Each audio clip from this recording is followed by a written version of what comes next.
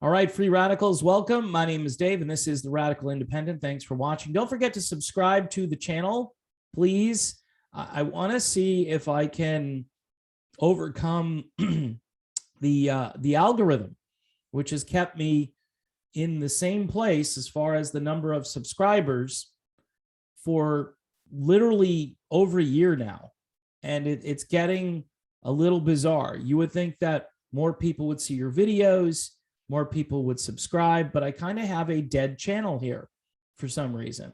So if you haven't subscribed, please do so, just for the heck of it, just to see if we can overcome whatever algorithm is working against me. It certainly is throttling down the number of views and the number of new subscribers. I'll pick some up, I'll lose some. In any event, in this video, I am going to talk about Tulsi Gabbard, because I'm more and more convinced that Tulsi Gabbard needs to run for president.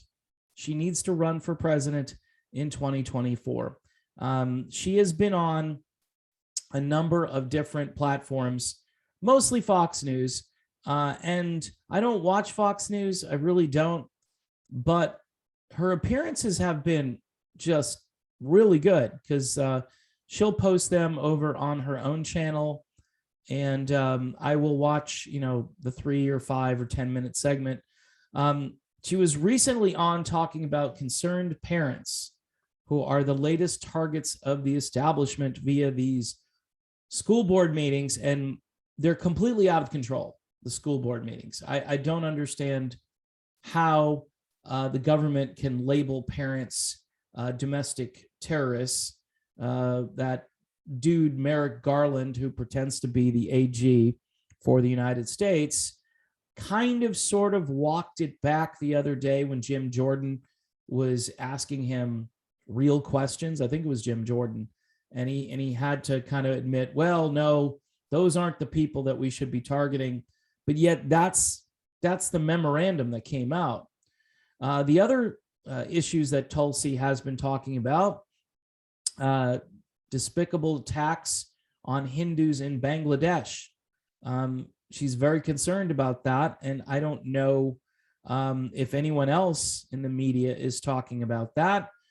She was on with Judge Jeanine talking about this open door policy at the border. I know a lot of libertarians they don't want to go there with this, but I think we need a sovereign country. Every other country is sovereign. I think we should have some form of merit-based immigration rather than what Tulsi describes as a humanitarian crisis and a security threat. See, this is why I like Tulsi Gabbard, because when common sense kind of overrides some type of formula, which whether you're a conservative or a progressive or a libertarian, and you have to always look through every issue with that prism, Tulsi Gabbard just breaks the prism, and does what she wants to do. Her little speech about Afghanistan and what happened there was phenomenal. She's been talking about national security threats. Some people will maybe accuse Tulsi of, being this secret hawk, right? And I say, compared to what? Or compared to who?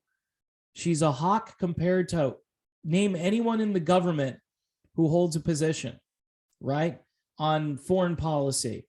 Is she a hawk compared to Mike Pompeo? I know he's not there right now, but there are so many people who either served in the last administration and who are currently serving this administration. And, the policies really haven't changed.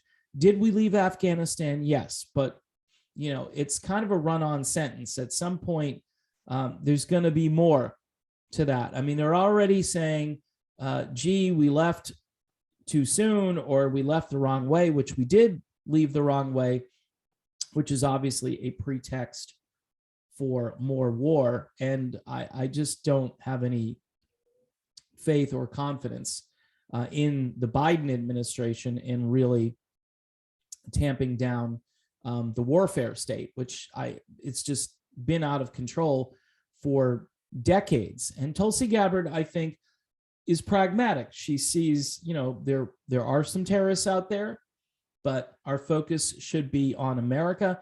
In the last video she did, she basically used an America first kind of narrative throughout the entire interview. And that's what leads me to believe that she understands a lot of Trump supporters are a little bit anxious about supporting Donald Trump again, because there are just so many things that I think Trump did wrong during his presidency, especially tactically and from, a political strategery standpoint. He just didn't, he just messed up in a lot of ways.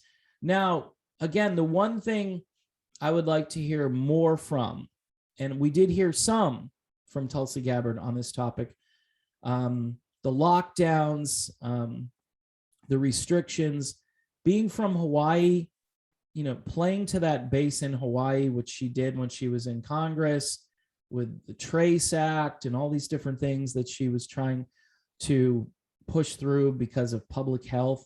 Well, public health is now a religion, Tulsi, and Tulsi is a protector of religious freedom. But I say that particular religion doesn't need to be protected. In fact, it needs to be dismantled. It needs to be called out because it's a cult and it's ruining our future. It's hurting our children especially. And I know Tulsi Gabbard understands that. So one thing, and if she'd ever be willing to go on and maybe do a Zoom chat, I would love to talk to her about, what her views are on this. I mean, the parents who are going to these school board meetings are tired of their kids wearing a medical device 8 hours a day. They're tired of that. And then they're tired of the treatment of the kids who get an exemption and then are put in a corner somewhere and are isolated from other kids. And of course, there's the teaching of CRT, which if you actually read what CRT is, your head will explode. All right. This goes beyond just trying to get along with people who are different than you. And that's how we ought to be teaching this at a young age, that we ought to see color blindness or not see color. This curriculum actually tells you to see color, and then to be, very wary and very suspicious of the other side. And teaching racism to kids is really a bad idea. And that's why people are showing up at school boards, because they don't want that. They don't want their kids being muzzled all day. They want to see proof too. If you're going to do these mandates and draconian things, they want to see studies. Like, how does this help kids? Kids are the least vulnerable group. All right. They're the least vulnerable. And so making it all about them, like it's an emergency, is wrong. It's misleading. And I think this has more to do, unfortunately, with the NEA and teachers' unions and the usual suspects. This is why we need to decentralize education and bring it back to the state and local level. That's the only solution to this problem. Private schools, vouchers for private schools and religious schools, definitely 100%.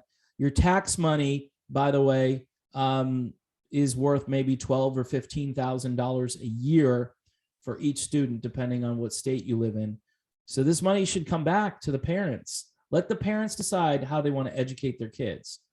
But in any event, I'm excited that Tulsi Gabbard is out there. I really thought she would lay low, and maybe she's just slowly ramping up her presence on regular media, social media.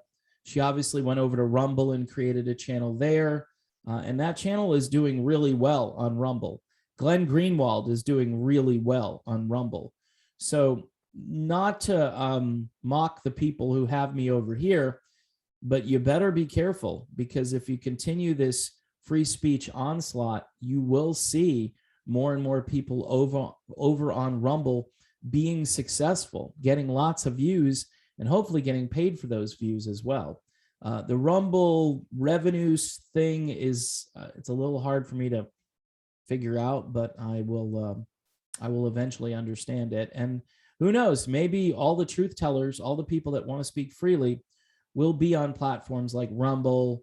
Odyssey is out there, and Rockfin, which I think is a good platform as well. So Tulsi Gabbard, I don't know what your thoughts are. I would love to see her run for president, and I think she would do really well. Is Trump still a force? Yes.